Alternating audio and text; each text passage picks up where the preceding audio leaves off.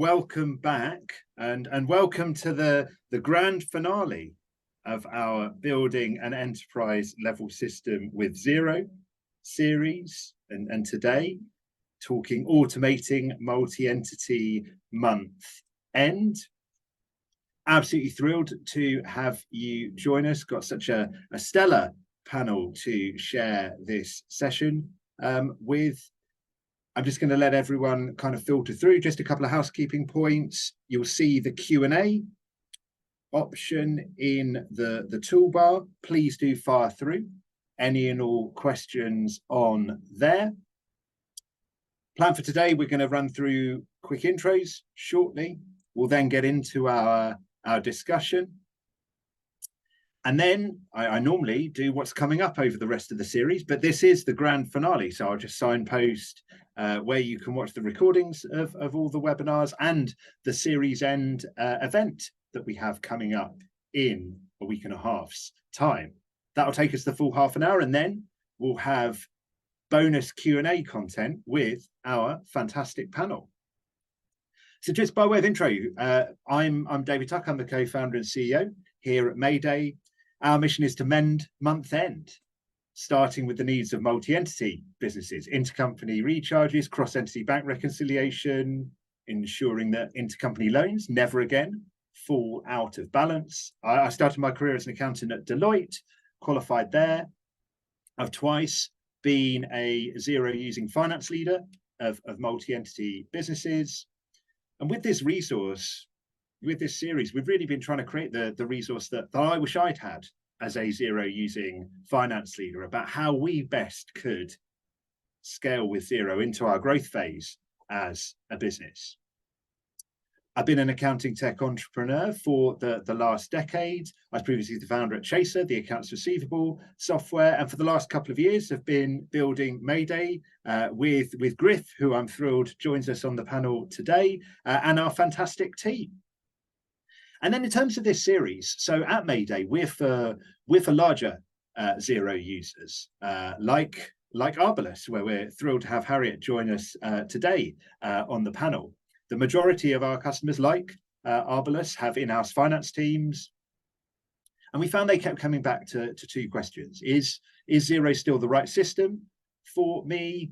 And if yes, how long will that be the case? Indefinitely, or when will be the point that I outgrow it? The nature of uncertainty is that when we don't know something, it leads us to act earlier.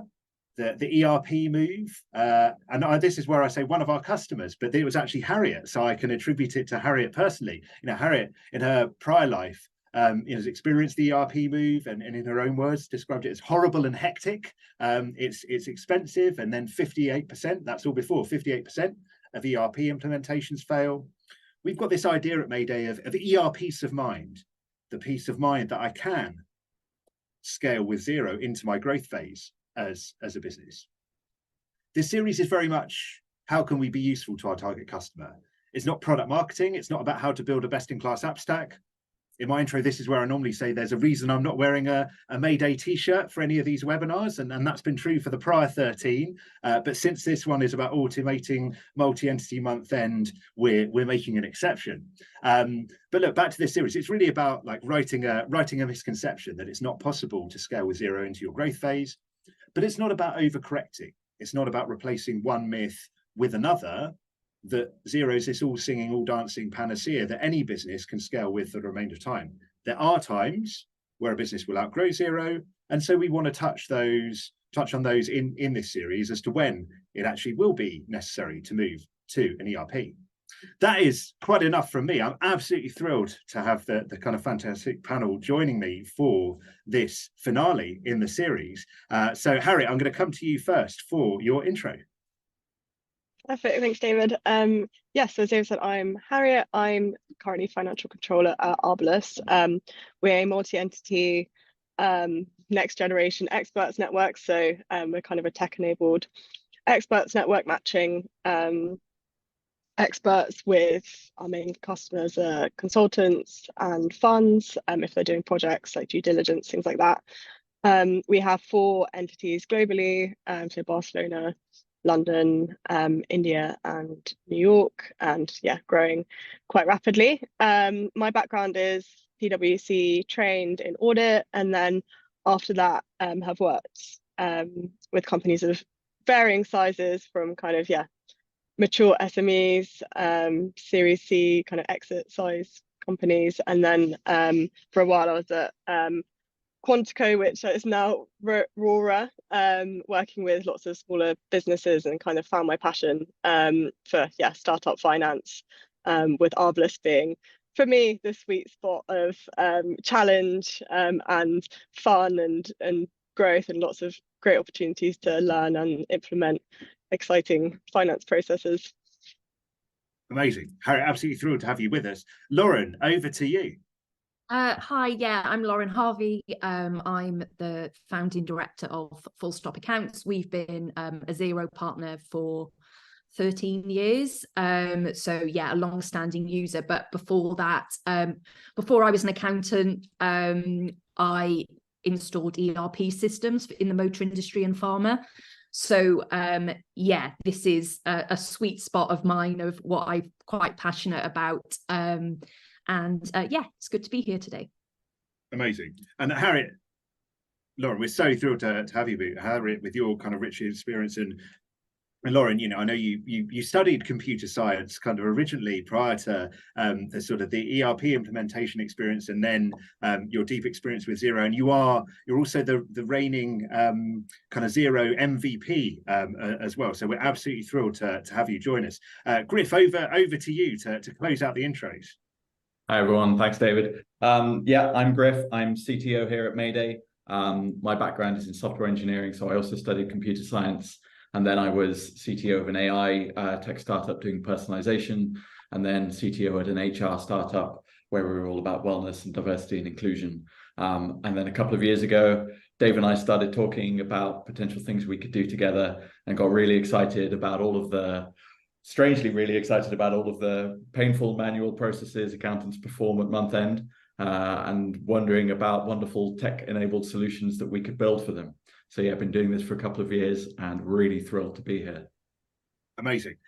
So, Griff, I'm going to boomerang back to you first, just to frame the discussion. So we're talking automating multi-entity month end. What do we mean by that? What are the jobs to be done? Absolutely, yeah. So we're talking about the processes you perform at month end to keep your profit and loss accounts and your balance sheets in sync and correct across the different entities in your business. So three main things we think about there: recharges, where perhaps one entity has incurred some costs, some or all of which is on behalf of another. That could also be revenue that is on behalf of another entity in the group. And there you need to apportion those across the entities in your group to make sure your P&L is correct for every entity. There could be transactions you need to reconcile, where perhaps one business has paid a bill or received some money on behalf of another. That could be, for instance, because just one entity is more liquid than another, or one entity has a bank account in that particular currency, and so it's easier to pay for that bill from that bank account. But that becomes a pain, sort of reconciling that transaction when the bill or the invoice lives in a different Xero file. And then, rather than necessarily moving money around between those entities for your recharges and your transaction reconciliation, what we see often is that those amounts will be marked off to loan accounts between those entities. And that means that those then need to be kept in sync. You need to make sure that what entity A believes it owes entity B is what entity B also believes it owes. So keeping those in sync, all of this can be a manual process, or is a manual process currently. And it's even more complicated when those entities are cross-currency and multi-territories, because then foreign exchange rates come into play and those can move throughout the month. There might be interest that you need to charge on those loan accounts. There's loads of manual work that has to be done in order to keep this process in sync at month end.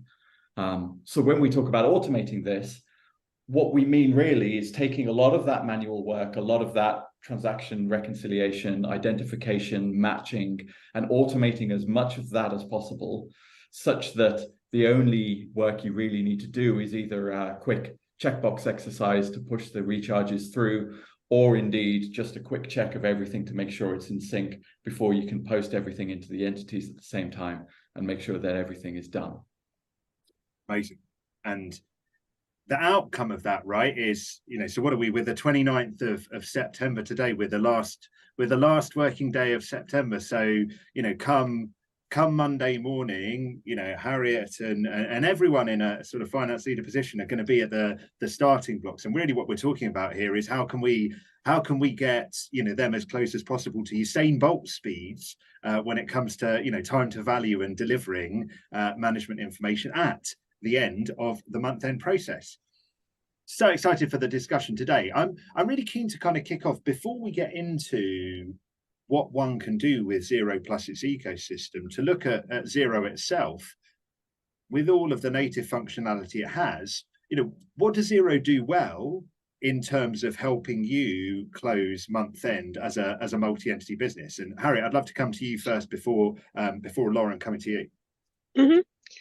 Yeah, it's a good question. I was thinking about this yesterday. I think for me, like, one of the overarching themes for what Xero does well is it's super easy to use and intuitive. And where that helps is, like, for example, like, such a big thing is we bring on junior team members, they're grads, they can get up to speed with using these systems so quickly. And that means that they can then, like, jump straight into helping with month end. So it's kind of an indirect thing it does well, like allowing junior team members to, like, help out with things super quickly. Another thing, the bank feeds and reconciliations are great. Like, they're very quick. We reconcile like daily, and like we try and do like a full bank rec weekly where possible, so we can stay on top of like our cash views. So it makes that super achievable. There's features like uploading manual journals, uploading not that we do it, but like invoice files, for example. If you need to do your billing, you can mass upload these things. Stuff like, it's super easy to, like, if you want to change categorizations of transactions, like the find and recode functions, the reports are very customizable. It's easy to export things for analysis.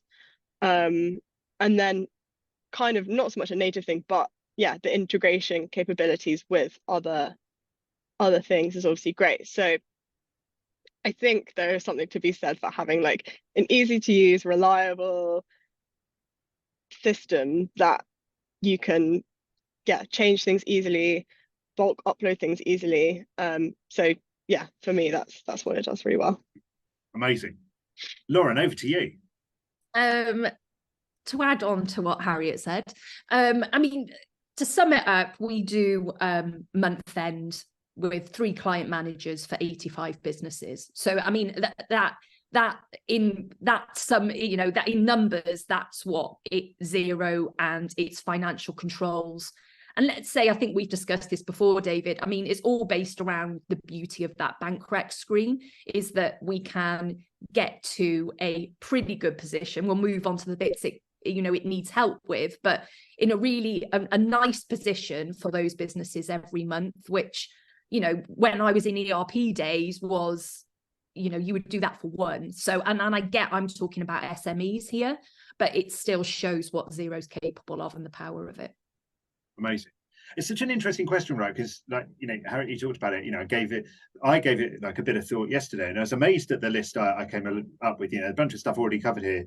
With bank feeds, like the ease of invoicing and billing. Like, I'm looking back to my reference point of Fevertree using Sage Line 50, and it's so easy to miss this. Like the ease of invoicing, the ease of billing, and how much that would then add up and protract the month-end process back at Fevertree. Depreciation, right? I used to have my separate depreciation model as an Excel spreadsheet at Fevertree, and now it's that one-click process. And all of this really adds up. Harriet, I loved your point about find and recode. I had on my list about the ease of editing. I remember when you do it with Sage 50 and you just get this really, really imposing red strike through line that used to make you feel kind of terrible as an accountant, that you committed a kind of cardinal sin. And then also just the reviewing, right? When it comes to accruals, when it comes to like deferred revenue, for example, how much easier it is to review transactions in Xero versus Sage Line 50, printing out reports. All of this like adds up to time that at the end of the day is going to protract that time to value when it closes month end. Amazing. Look, that's such a brilliant starting point. I'd love to go now into the growing pains of being a multi-entity business and closing month end.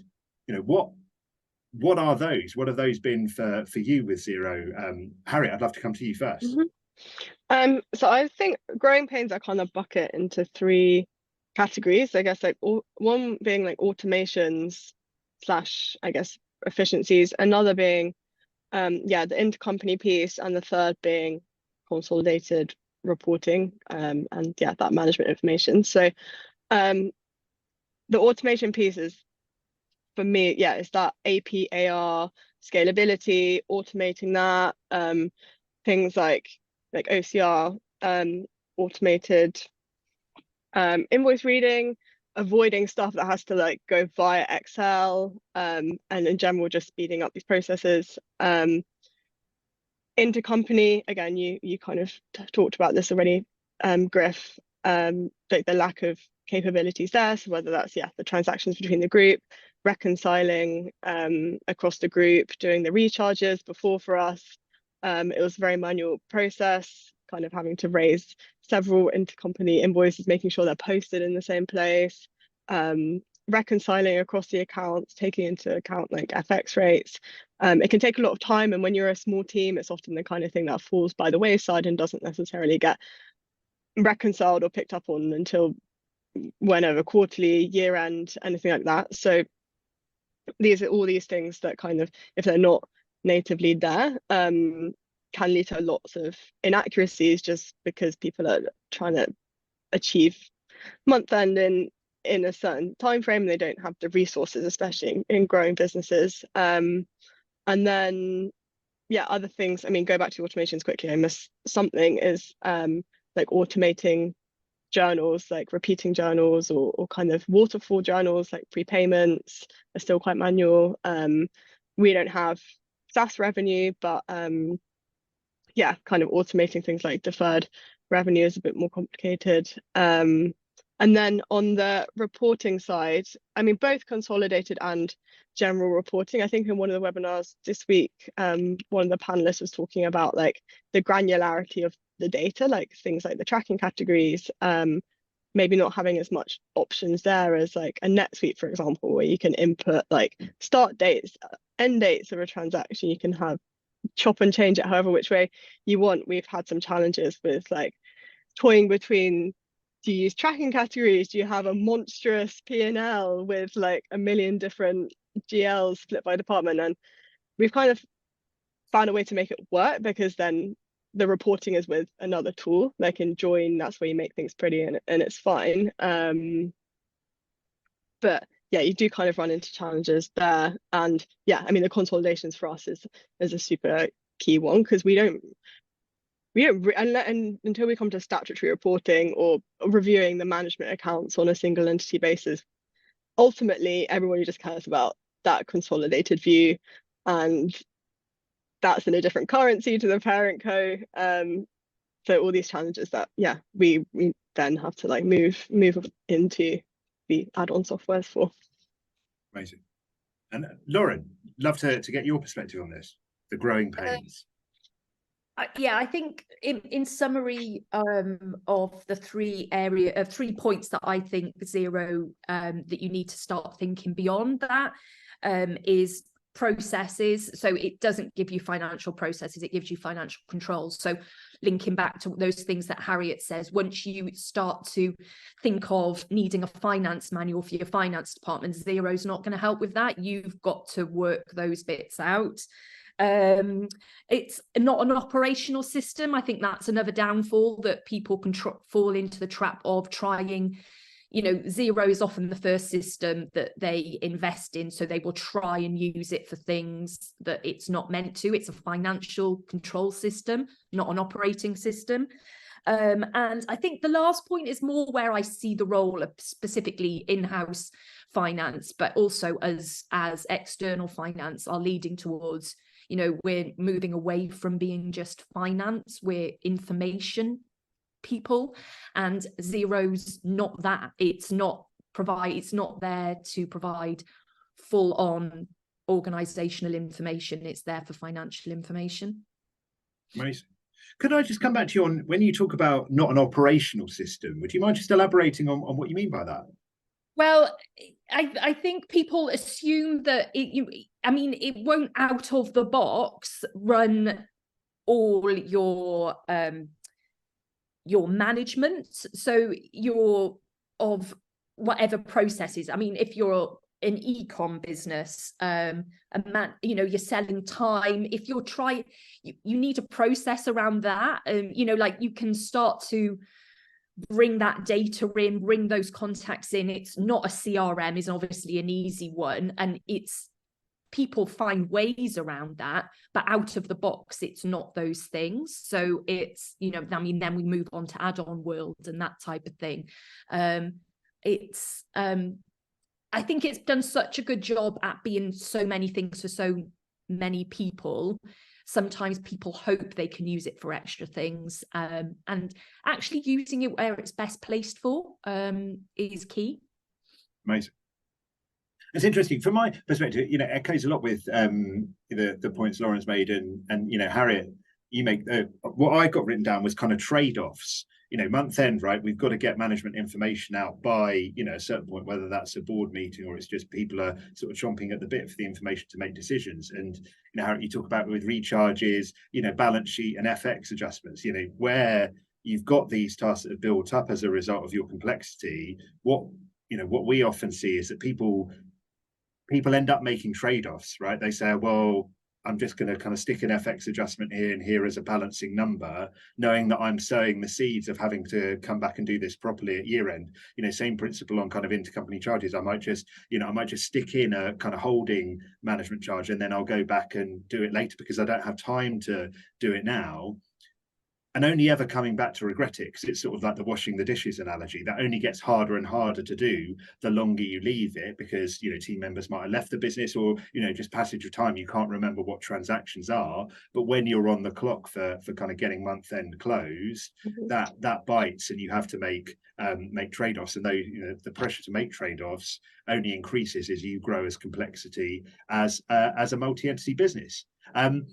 In terms of what we've covered there in the growing page side of things, I want to briefly touch on anything we've talked about, or equally anything we've not talked about, that is an immediate red flag that the business itself has outgrown Xero and needs to make the move to an ERP system.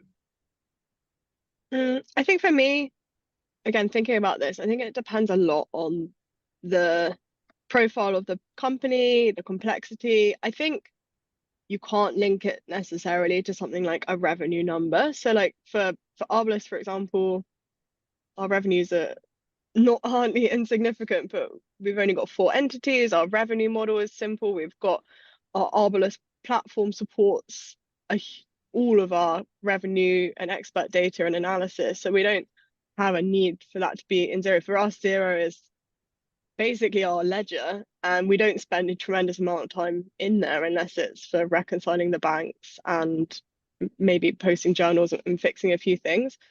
On the other hand, I think if you are a business type, maybe you've got loads and loads of entities, or you've got a revenue model that, I don't know, like a SaaS revenue model or something like that, that really does need some of the features of a big ERP, or maybe you're so sophisticated you really just want to do everything in the same place. You don't want your BI tool or whatever to be sat somewhere else. You want all your HR stuff to be in the same place. So I don't think there's necessarily one answer for us. I think because we leverage so many other things, and we do have like really great data and our own platform and software internally, it's difficult to think when that red flag would be at the moment, other than just feeling like you should move because you're a certain size. Which is mental. Like, I think I've heard that loads of times going, back to Harriet's point, for me, it isn't revenue. I mean, within the Xero bubble, most people know it's based on transaction volume that will break it. So it depends really the number of transactions or what systems you've got feeding into it, how much noise that's bringing into the system, or how much you bring in daily totals in a very base sense. I think the other thing for me, having come from ERP and now using Xero, is the beauty of ERPs is that you get a bit more, like Harriet was saying earlier, a bit more of that process written in than perhaps you do in Xero. So I think for me, that's the other reason that you might move to a more, especially if you don't have that capability in-house and you literally want to follow a well-oiled machine of process on your particular business model. That's another reason why we've seen people move. Really interesting. Thank you so much for sharing that. And I'm keen now to move on to, you know, Xero plus the ecosystem as a multi-entity business when it comes to month end.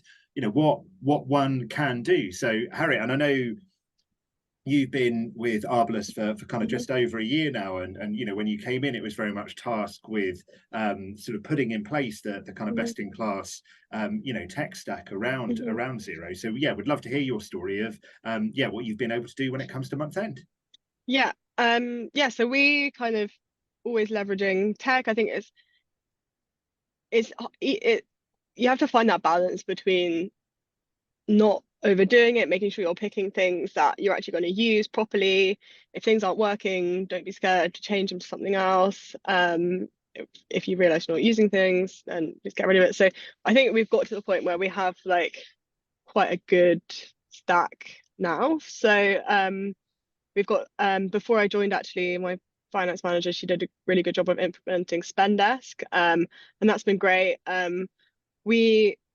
The way our kind of AP works, we don't have a huge amount of kind of payable invoices, and even now that can go through Spendesk. That's great. So all our like reconciling there can be done before month end. It's very quick. We, in terms of like month end specifically, again, we've built all our billing. Again, why Xero actually works quite well for us. We don't have, because they're all big customers, I guess you call it like enterprise level. It's not super high volumes, it's all kind of high value, lower volume billing, which we've automated from our platform. Another great thing about Xero, I mean, I know you could do lots of things. It was super easy for our tech team to build this automated invoicing from the Arbalest platform. So our billing actually gets done, I think, in like a few hours now. It's so quick. We then use, I'm trying to think, G-Acorn actually is good. It's quite basic, but for pulling data into Google Sheets, for automating our reconciliations, like prepayments and accruals reconciliations, and also automating our single entity management accounts reviews. So we do a single entity like variance analysis just in one G sheet. You just refresh it and it pulls everything in for this month. Then we can add commentary, etc. We then use obviously Mayday to do all our fun intercompany things. So we don't have loads of the transactions in the bank between the group. We have some, so we use that. And then yeah, the recharges, which is great, and also it's going to be scalable for us if and when we need to kind of make our transfer pricing process more complicated, or whatever ends up happening in the future. So that's really great. And then the balancer as well is really good, because before was kind of managing that in Google Sheets, or doing the naughty putting a small balancing adjustment in the balance sheet or something like that, which I think lots of people do. But yeah, I'm trying to think if there's anything else. We started using, in terms of the process side, we've been using numeric a bit as well, just for that process checklist. I think I do think it's important to have that checklist in place. But like Lauren was talking about, like having those processes, it's all very well managing it in like a Google Sheets, but I actually think it's nice having a software that's prompting you, and you can click and then you can see the progress.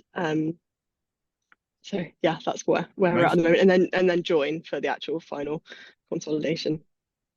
Amazing. Well, thank you so much for kind of covering your sort of tech stack portfolio, and you know, the journey that you've gone through in implementing that at Arbalest. Lauren, I'd love to come to you in terms of Xero plus the ecosystem when it comes to automating multi-entity month end. Yeah, I think we were obviously Harriet's taken that, has spoken about her best in breed there. I mean, we're coming from a different angle in the number of organisations we support, but what I think can get missed on that level is, and what we've had recently is what does get missed in intercompany balance on people who don't have in-house finance departments. So like, you know, this week we've had corporation tax paid from the wrong company, whereas like Mayday, you can see that. So for me, what the multi-entity piece that we've gained through seeing Mayday in action is that items that you just wouldn't have a process around or a dashboard, that balance of view is really good and easy as that sanity check, because you're not in there all the time of that comfort blanket, yeah, everything's good, or no, something needs a bit of investigation here. So it's that time saving, but still knowing that you're providing accurate accounts, or you're not got something, you know, there's another example that we've had this year of a client that we've inherited where there's been this spurious opening intercompany balance that's never got picked up because it's not really material, but it's there. And just having that process of with our clients of identifying what sort of intercompany accounts they have, and having that, if you don't have it on a dashboard anywhere else, things that just get pushed down because it's not day to day, which I think with SMEs you can get focused on. So Mayday's been really useful in giving us that process that isn't top of the list for SMEs, but is still really vital to giving that all-round picture. In terms of the other apps we use on a day-to-day basis, the OCR that Harriet spoke about earlier, we use Dex to get all the data in. We then do that with our intercompanies. It's been great balancer to see if we need all the other recharging, bank rec and all that type of thing. And then in terms of reporting and consolidated reporting, we're using Sift. Lovely. Amazing. And Griff, I'd love to, you know, come to you. Obviously, we've been really fortunate to work with a raft of amazing multi-entity businesses. What are some of the stories of what we've seen them be able to do when it comes to multi-entity month end? Yeah, you're absolutely right. And I think one of the things people first think about when you introduce the word automation is I'm going to get, you know, time efficiencies, and there's going to be, you know, greater accuracy in my data, which is absolutely true. And you know, we've got a customer, Immutable, for instance, who are saving 10 working days a year. Another one, SPM, who are saving 12 working days a year, which is a huge amount of time for them and gives them the ability to do other things, be more strategic, work on other projects, which is fantastic. But I think also there's the second order benefits that come from that and from the automation and making these processes simpler that are really valuable. So OG, for instance, were able to reduce their spend by centralizing costs. They can get greater volume discounts by centralizing their costs in one entity, and they know that they can recharge those out much more easily. We were talking with another business out in Australia who was saying that they would love to be paying for things out of their US bank account because they get more cash back. But it's difficult for them to then reconcile those transactions if those are cross-entity. By automating those processes, you can save money by paying from the bank account that's going to give you the greater benefits, the greater cash back or whatever, and then making sure, knowing that actually the software is going to help you with the processes on the other end of this. So those second order benefits are really worth bearing in mind when you're thinking about implementing automation. It's not just the time saving and the accuracy that you gain, it's all of the other great things that you can do for your business because all of these processes are simpler. Amazing. And from my perspective, it's about that holy grail, that North Star for us of, like, we want Harriet, if she and Arbalest have a 21st of the month board meeting, want her to be able to entertain the idea of like a mid-month close. In a sense, the title of this webinar is hopefully not kind of long for this world, because month end in itself is an anachronism, right? It's been a product of what has been possible before. You know, if I think back to, you know, when I was at Fevertree, right? If someone had talked about daily bookkeeping, I would have been like, that's crazy. That's not something we can entertain. And I'm not saying you always will do daily bookkeeping today, but one could entertain doing it if one wanted. There'd always be, you know, a modest amount of kind of manual work to go with that. But real-time accounting is something that people should be able to entertain in the event that there are a compelling reason for them to do so. So I'm really excited about the progress that we and others have made towards that journey when it comes to multi-entity month end with Xero. And you know, we're really like galvanized about all the work that we still have to do to, you know, to get us as close as possible to that North Star. In terms of, you know, that's been such an incredible discussion. I'm hugely grateful to all of our panelists today for sharing that. I'd love to come now to everyone's top tip for scaling with Xero. So Griff, I'll come to you first. Yeah, absolutely. And being the software and the tech guy, I'm going to approach this from a slightly software techie kind of perspective. But I think particularly when you're working with lots of different software vendors, just be open with them. Your software vendors, your partners want to hear from you. They want to hear about the pain points you've got. They want to hear about how you're using their software and any issues you've got with their software. So I would just say, talk to them. We're all small businesses and we really want to hear from our users and make sure we're doing the best job that we can to service your needs. So yeah, my top tip would be talk to your software partners. Amazing. Harriet, over to you for your top tip. My top tip is achieve as much as you can throughout the month. And yeah, for us, it's all about kind of getting month end in the traditional sense done in as little time as possible. And then freeing up as much time as possible for this value add piece. Like we spend so much time now on interesting analysis, actually providing like actionable insights to leadership and management. And that's all possible because our month end, the actual checklist of tasks we can do in a few days now, and then we can the rest of our checklist is doing management information and reporting, which is actually interesting and exciting. So yeah, my top tip is use softwares and processes and get stuff done throughout the month, and focus your team's efforts on what can really make a difference. I love that, Harry, and I remember really vividly, you know, having that discussion with you, and you know, it was such a kind of watershed thing for me. Don't think about month end as something that starts when the new month rolls around. Think about it in a kind of T-minus sense of what you can do, so that you're in effect carrying as much momentum across the start line with as much already done as possible. Amazing. Lauren, over to you for your top tip. Yeah, don't underestimate the value of time spent on processes. It's all too easy to jump in and try and just post that journal that we've talked about to try and make it balanced. But really, why are you doing that? What can make it? Spend a bit of time on it now. Know exactly what the gaps are, what you can get out of these apps, and what's still on your shopping list. Amazing.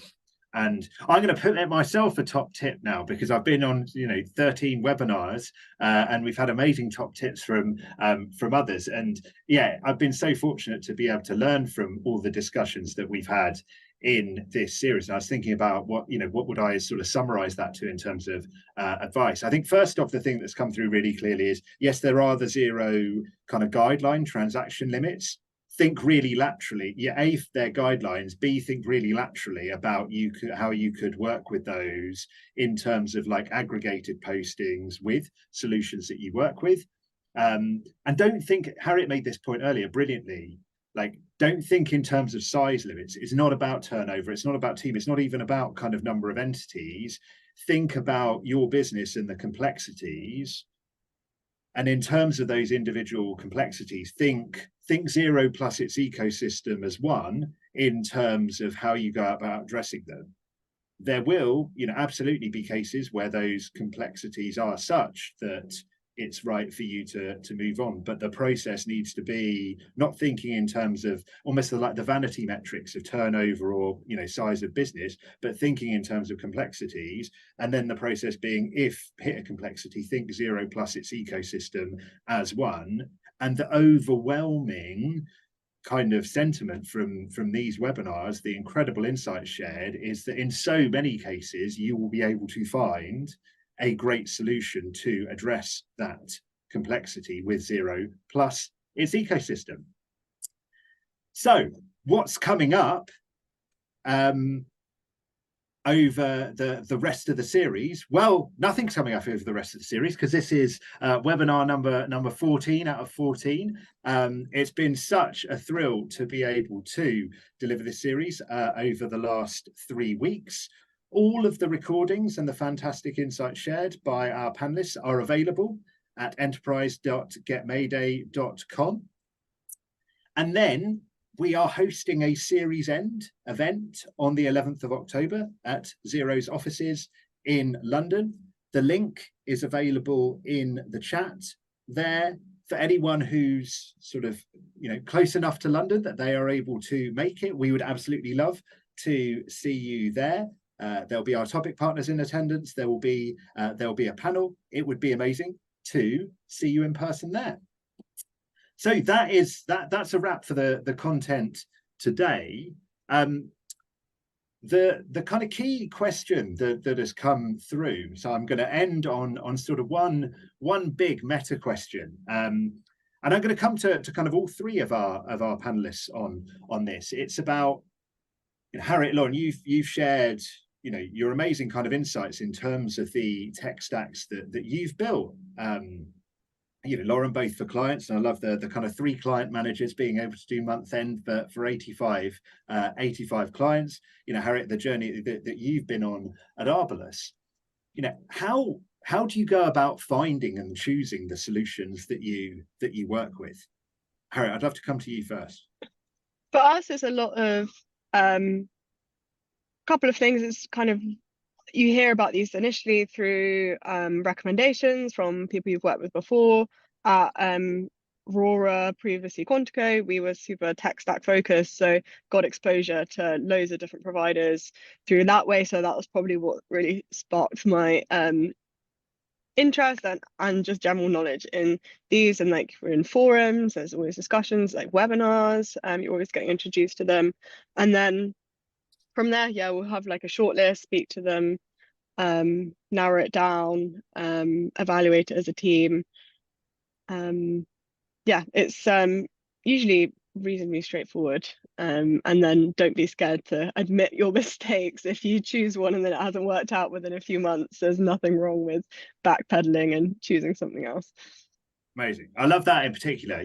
Avail yourself of free trials and don't be afraid to acknowledge that, based on new information and what you learn, you might need to go in a different direction. Lauren, over to you.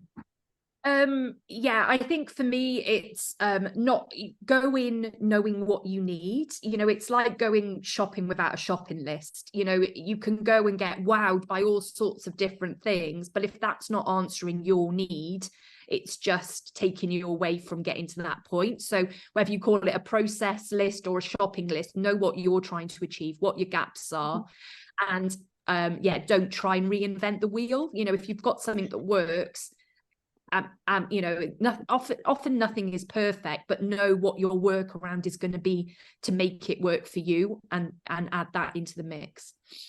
Amazing. Griff, anything to add from your side?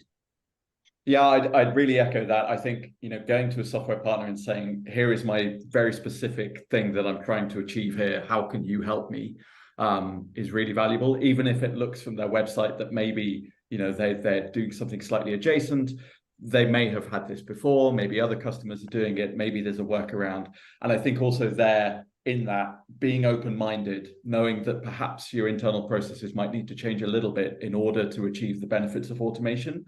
Be open-minded in that discussion, and know that maybe you'll have to flex a little bit in different directions in order to make a software package work. Sorry to jump over you, Griff, but I think that is key as well. Talking about David's point earlier about Sage to Xero to where we are now, all the rest of it. Especially in the early days, people had their process, their Sage process, for example, in their head. But these processes change and evolve, and that's only going to get quicker in the world we live in. Being open to that is key. Amazing. Well, look, that is all, folks. So that is a wrap for our building an enterprise level system with Xero series. Just a reminder, you can watch all of the recordings at the enterprise.getmayday.com address. Just a reminder about in the chat, our end of series event at Xero's offices in London on the 11th of October. And I'm just going to pick up a final kind of question that's come through from Steve in the chat. Thanks. This series has been excellent. It's been a real privilege. It's been such a privilege to to learn from so many fantastic panelists. So a massive thank you to Lauren, Griff, and Harriet for joining us today, and all of the phenomenal panelists who join us across the series. I'd also love to give a shout out to Bailey and Zoe from our team, who've done a beyond incredible job of orchestrating this series. And Zoe is behind the scenes as Mayday host here and has done an absolutely peerless job of running these webinars. So a massive thank you to them. And thank you to everyone who has joined us. We're really excited to kind of channel this into lots of other kind of content to come. But for now, thank you very much. I hope you have a great rest of the day. Goodbye. Thanks, everyone.